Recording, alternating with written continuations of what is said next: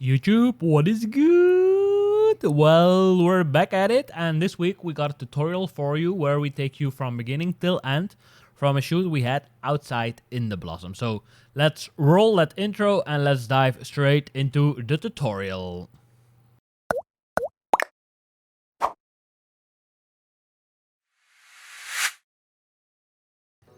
So these are the images we've shot with Charlotte. They are all shot with the FujiFilm X-T3 with the 35mm or the 56mm.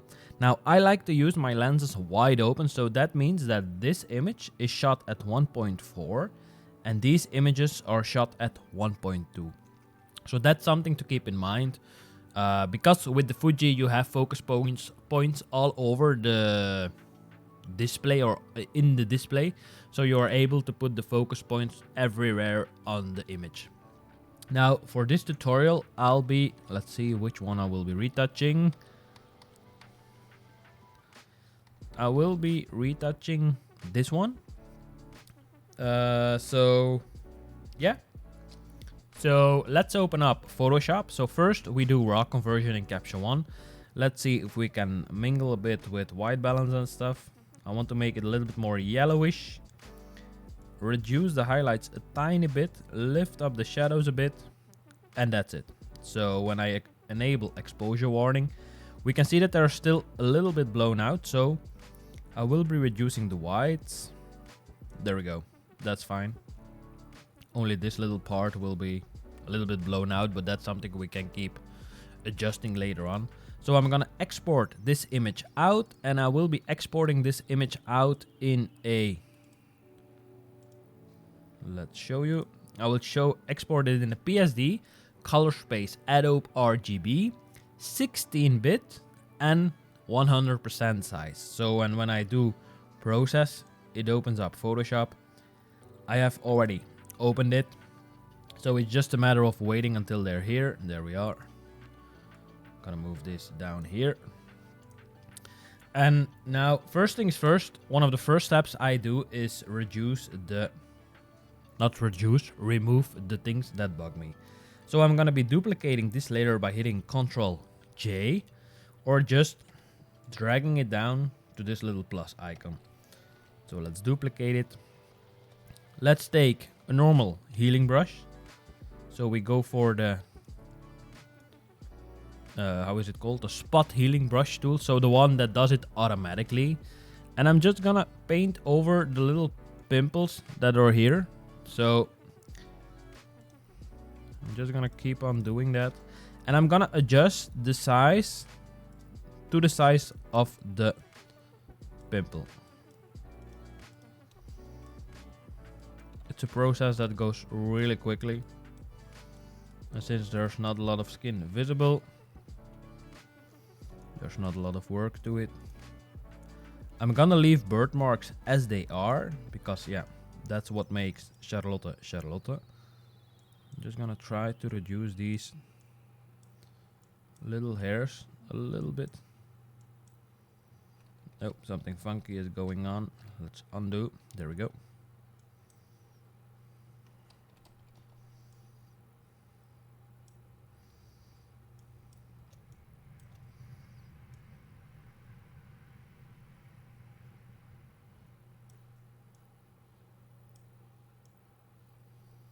There we go. And we just keep on doing this until we are at a certain point that we go like, okay, got it. So for me at this stage, I think we got it. So we can move on to the next stage of retouching this image. Don't forget to save out. So I'm going to be hitting Ctrl S, Command S on a Mac to make sure that everything is saved out. You can see the progress down here, saving, and then the numbers. So that's one of the first things. So then once we have done the healing part, what I will be doing is for sure adjust this little white part, because that's the part that bugs me. So I'm gonna be, yeah, that's it. So make sure that there are no distractions near the edges. Let's see if we perhaps can remove this little thingy. Yeah, perfect. Don't forget, undo is your friend. So hitting Control Alt Z or Control Z is undoing without going to the menus and going like image or edit, undo. So that's something to keep in mind. Now, next step will be using frequency separation. Now, we got a lot of tutorials going on the internet about frequency separation. The only thing I'm gonna say is I will be using the median method, which allows me to respect the edges a lot more. So I'm gonna be running my action. So I'm gonna hit Shift F6, which creates the frequency separation and stops at the moment to introduce the radius. So let's see. I think this radius is already a bit too high. So I'm gonna lower it like 8, 7, 6 should be fine. And then it creates my frequency separation, but with the, a backup system on it. So I will be working on work layer, and I'm gonna be using a normal mixer brush tool. Let's see where it is. There we go. And my settings will be 20, 20, 20, 10. So I'm just gonna drag around some colors. So the goal is to even out the skin tones that are in the image. So for instance, if you got issues with this part, you can like blend it that much that the smiley goes away. Now, I don't want it to go away since that's a part of the model. There we go.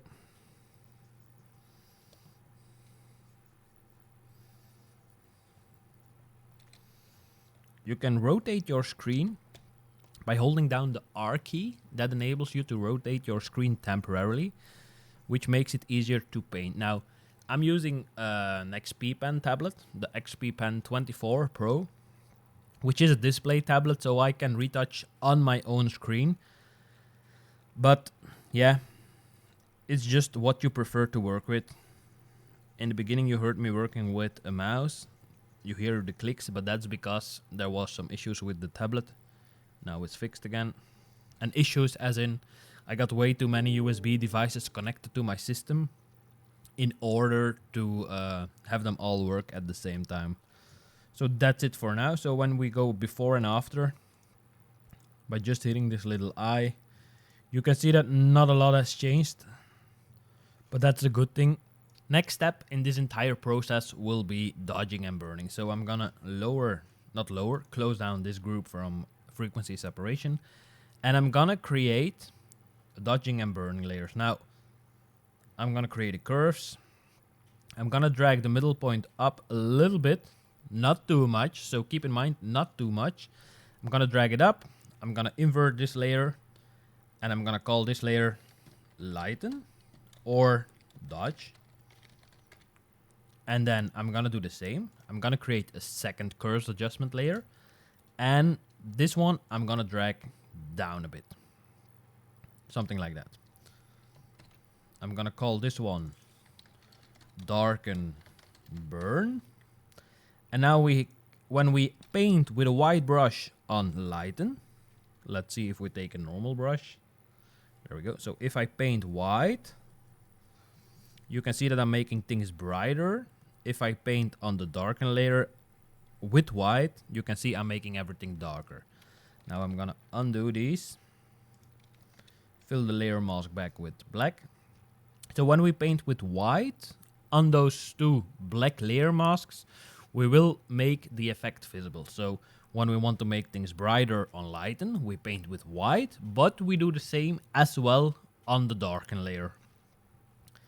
Keeping that in mind, now a lot of people prefer to do this in black and white. So what we will be adding on top of this is a gradient map, and we're gonna reverse this so that we have a black and white image visible when retouching. Why do we want to do this? Our brain starts to lose the focus on dark and light after a while. So we want to desaturate the image so that when we're doing this, we are not distracted by any discolorations in the image. That being said, I'm gonna start with lighten, and Another thing you can do is make another curves layer and introduce a little bit more contrast into the image. So something like that. So that that these are just help layers, so they visualize the things we want to adjust.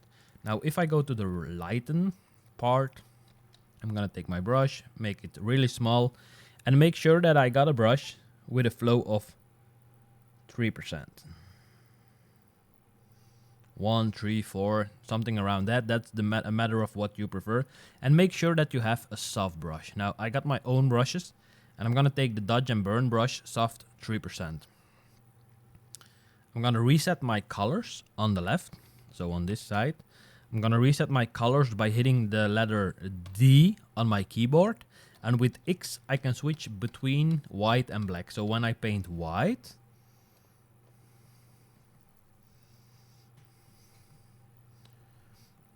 and keep in mind the goal is to do this slowly. Don't rush it by using a higher flow.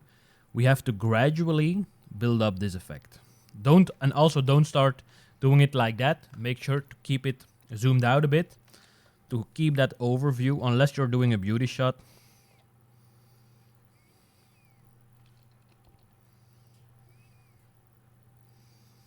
We don't want to do crazy things with this, but if you spend like 10-ish minutes, 10 something minutes in here, there will already be a little difference.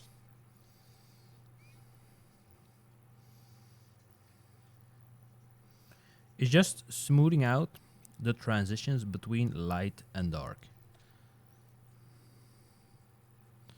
So the only way we see volume in an image is because there's white and black. That creates some 3D contouring, and we want to make sure that we even those out, but don't go too far so that we don't have all of a sudden a flat model or flat skin.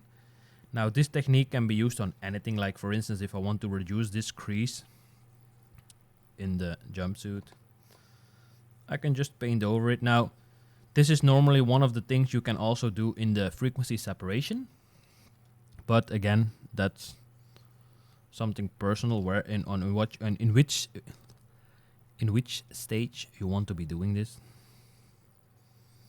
And then we're gonna do the darken.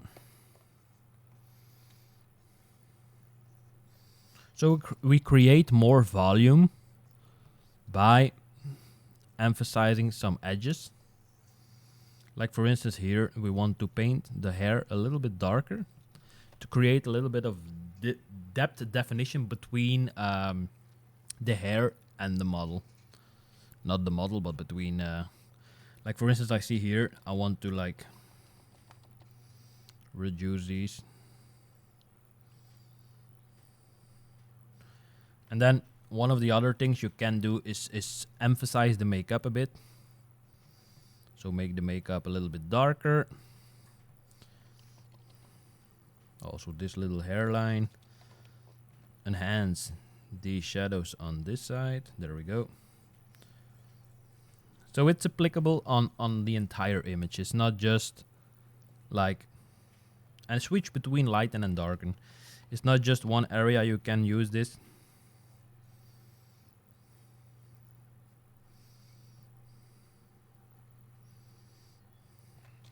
And now I'm gonna be introducing a little bit more catch lights or lights in general in the eyes.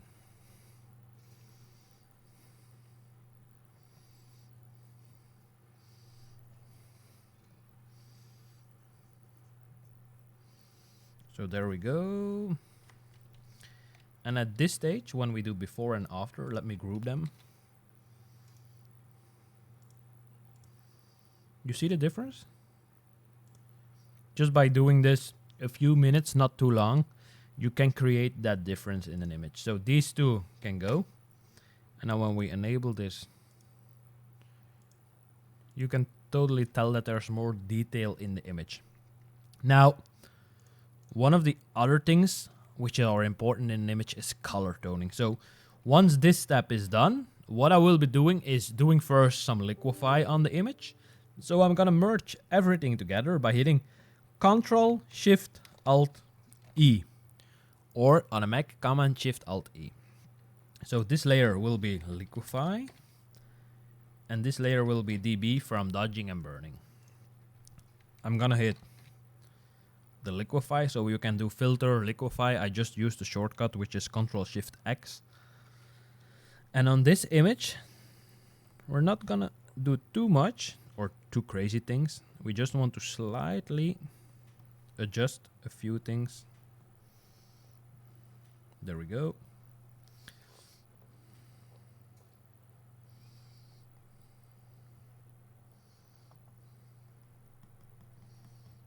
Just put in a little bit more volume in the hair.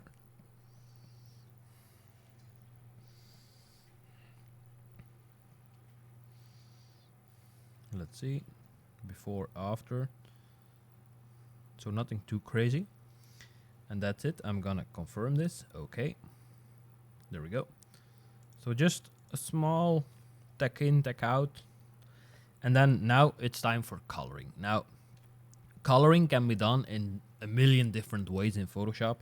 What I will be focusing on is a selective color in this tutorial. So selective color is a separation of all colors, selective colors. And so you have the entire color gamut on a selective color. Now, if you remember, we got print colors and we got, display. Let's go with display colors. So we got RGB, and on the opposite, we got CMY and K. So those are opposite of each other. So when I drag in, for instance, I want to change my reds. When I go to the left, I introduce more red. When I go to the right, I introduce more cyan. It's the same with magenta. When we go to the left, we introduce green. To the right, we introduce pink or magenta. Yellow is blue, other side is yellow. And then black is how deep you want that color to be. So you can see you can play around with it a lot. Now, resetting this is just hitting this little arrow over here. And then it's just a matter of personal preference and what you like. Now, I'm going to be playing around with making the yellow a little bit darker. The reds, sorry, making the reds a little bit darker and a little bit more yellowish. Let's see what we can come up with the flowers. Something like that. And don't forget, it's all about subtleties. You don't want to go crazy and drag everything immediately to 100. Build it up. You can use a selective color and then use another one on top of each other to build the effect up. So I'm gonna be calling this red, so that later on I know that at this stage I only adjusted the red color. Because when you open up a selective color again, it doesn't go to the channel you adjusted or to the color. It just goes immediately to the to red, since that's the first one. Now we're gonna do a second one, and this one we're gonna be doing in yellow. And the same effect we're gonna see if we make it darker. I like it like that. Do we want more magenta or less? I would go with less. A little bit more yellow in the yellow. We can introduce some reds, which are pretty cool. So I've used cyan -17. Keep in mind, I didn't do this image before, so it's my first edit on this series. So you see me retouching the way I would be retouching when I'm doing it, not on YouTube. So that's the difference, which is pretty cool. I really like the vibe with the white, the pinkish from the blossom, and the green in the background. Now, when you're at a stage, you go like, yeah, I'm happy with it. Start to look at different things. Now, one of the things I want to try is emphasize a little bit of color pop to the blossom. So I will be introducing a solid color, which will be purplish somewhere, something like that. And I'm gonna change the blend mode here to color. By changing the blend mode to color, it colors everything in that specific color. Now, we don't want it on the entire image, so we will be using a layer mask. Once we got a layer mask, I'm gonna be painting in selectively, roughly, over the little blossoms. I don't want to do too crazy things because we will be reducing this like a lot.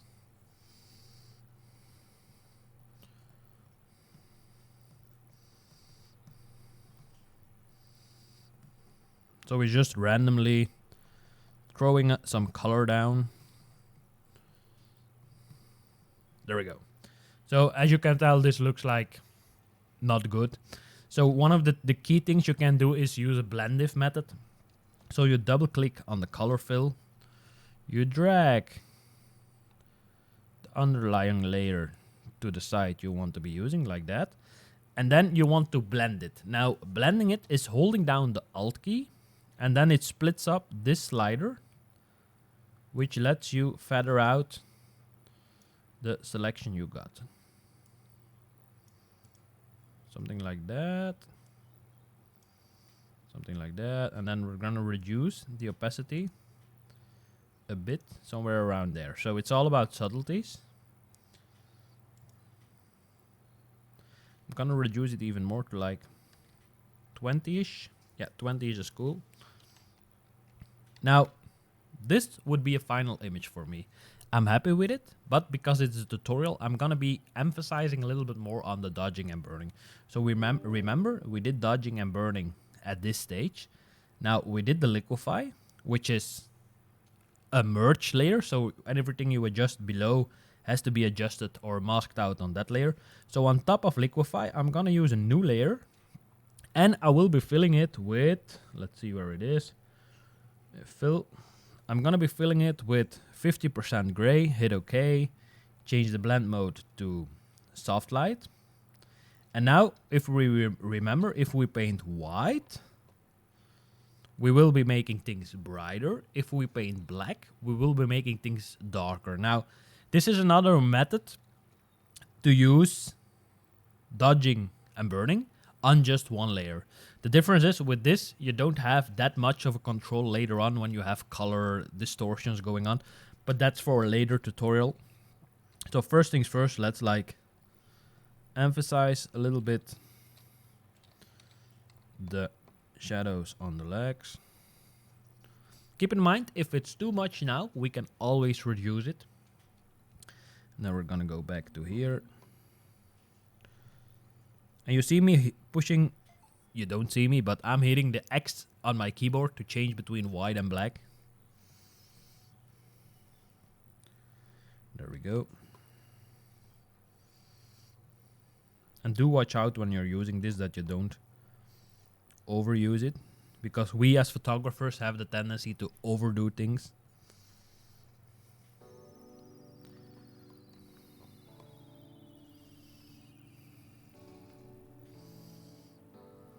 And there we go. I think that will be it. So when I switch it on and off, you can tell that's too much, but you can tell the difference. So now I will be reducing the opacity to around 50-ish. That should be fine. So when I enable it, disable it. So we've put a little bit more detail in the hair and in the face. Now I'm gonna be reducing the contouring I did on the cheek. And one other thing is putting a little bit more detail in the eyes. So I will be doing the same. So I'm gonna create a new layer, fill it with gray, change it to soft light, and then start painting again. But this time it will be in the eye with a flow of 10%. So I will be painting. Let's make sure we got a brush, otherwise with the eraser we won't see anything. So I'm gonna fill this again with gray just to be sure, and then I'm gonna be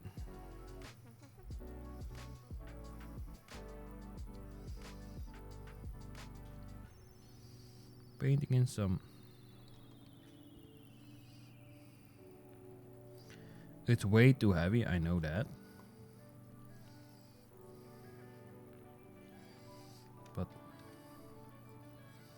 I know I said only eyes, but so let's reduce it and let's lower the opacity of the layer to like start at 0 and then slightly build it up. 13, 20, 30, 40. Let's go with 20-ish. Yeah, 20 is okay. 22. Okay, I can live with that. So that's it for this image. Nothing too crazy. Yeah. So we started with this image and we created this image in the end. Now I'm gonna be saving out, hitting Ctrl S or Command S. And that's it for this week's tutorial. So you see me retouching an image like I would retouch it when I'm doing it on my own. Thanks so much for watching. If you stayed this long, we're in about 15 minutes something.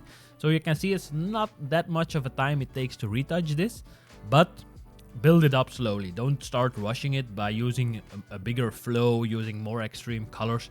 Build it up. And another important tip is when you're done with an image, let it rest for a bit and come back to it later, review it, and then start sending it or posting it online. So that's it for now. Don't forget to give me that little thumbs up if you like the video, subscribe, and then I'll gladly see you when I see you. Ciao, ciao.